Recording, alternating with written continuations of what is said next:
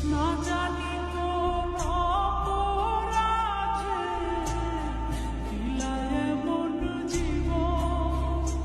কখনো আপনার জন্য শান্তিতে ক্লাস করতে পারিনি, ক্লাস থেকে বের করে নিয়ে আসছেন। আমি কখনো ফ্রেন্ডদের সাথে ঠিকভাবে আড্ডা দিতে পারিনি, সেখান থেকেও নিয়ে আসছেন। ইম্পর্টেন্ট কথা বলবেন, তাই না? এগুলো ইম্পর্টেন্ট কথা। হ্যাঁ বলেন। একটা ছেলেকে 2টা বছর অপেক্ষা করানোর পরে তার হাতে বিয়ের কার্ডটা ধরায় দিচ্ছেন, এটা ইম্পর্টেন্ট কথা?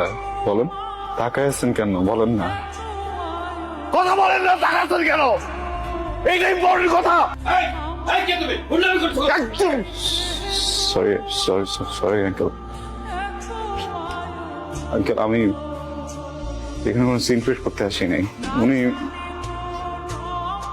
আমাকে 2 বছর ধরে আঙ্কেল ঘুরাচ্ছে, বুঝছেন?